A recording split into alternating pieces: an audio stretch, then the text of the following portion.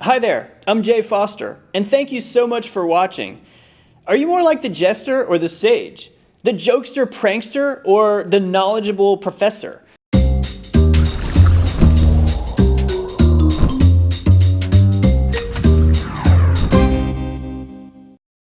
These two are on polar opposite sides of the Archetypes wheel, and they can really annoy one another. In this video, we'll check out the nuances of the Jester and the Sage archetypes and point out their blind spots. Introducing the Jester and the Sage.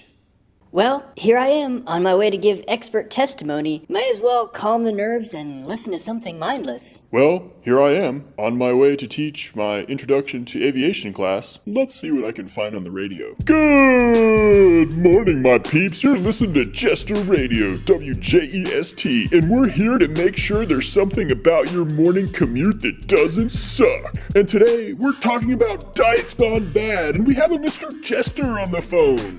Idiots. I refuse to listen to this garbage. Yes, hello, Mr. Jester, you're on the air. Yeah, great, thanks. Hey, love you guys. Long-time listener, first-time caller here. So, I've been on this diet for a couple weeks now, trying to knock off a few lbs, before flip-flop season. Another diet, we get it. Yeah, I know. It seems like I start a new diet every month, and, it's all good, except I think I figured out the hardest problem with diets. Yeah, and what's that? The commitment. Anyway, I'm really watching what I eat, and I've put sticky notes all over the place, so I don't forget this time. It's all about top of mind, I even put a small note to myself on the dashboard of my car that says, "Don't screw it up this time." Yeah, so how's it going? Well, I ran into a problem last week. I took my car in to get it serviced, and when I was leaving, the mechanic glared at me and he said, "I think we were able to fix it this time, jackass." I was a bit puzzled by his response, but I went along on my way. And it didn't occur to me until I was finishing up my donut and searching for a napkin that I realized,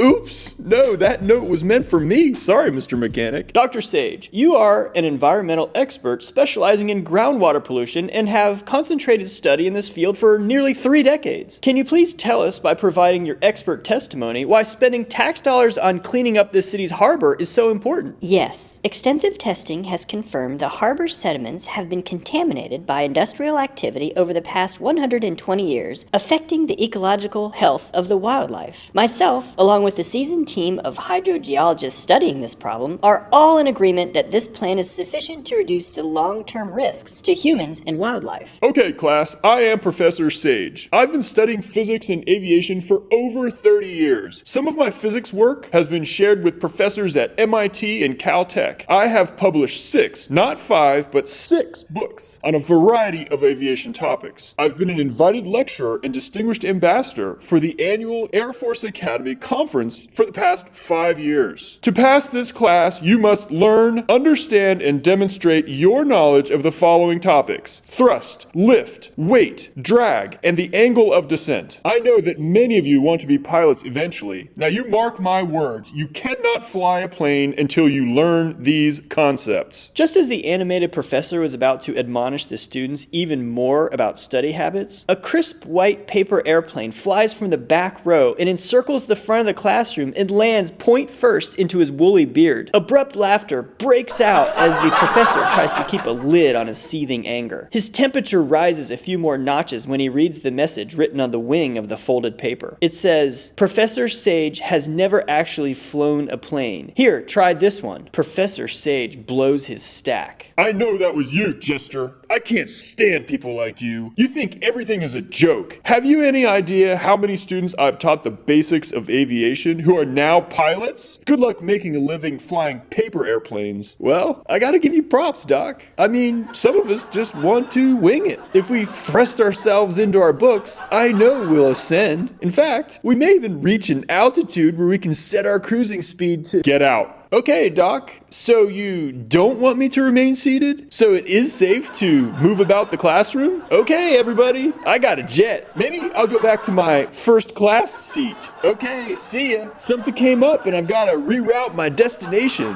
If you need me, I'll be on my commuter. Now we can see the viewpoint from both the Sage and the Jester. Sages, you seek truth, enlightenment, and knowledge, and help us by acquiring a global understanding of a particular topic and then relaying that knowledge to us in a clear and concise way. Sages, you are the experts and serve us by making excellent teachers, writers, and mentors. And thanks for helping us understand and make sense of those complex concepts.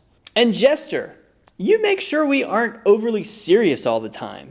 You remind us that it's okay to laugh and have fun and release stress and tension, and that enjoyment is an important part of life. And you have the gift of making any situation laughable and help us to overcome boredom, monotony, and the tendency to take ourselves too seriously. In this little story clip, you can plainly see the blind spots.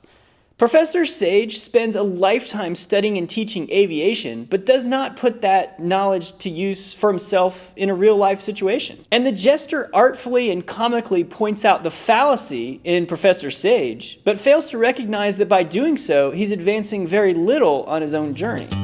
Thank you for watching. If you want to get more of these videos, click the red subscribe button. We'll see you next time.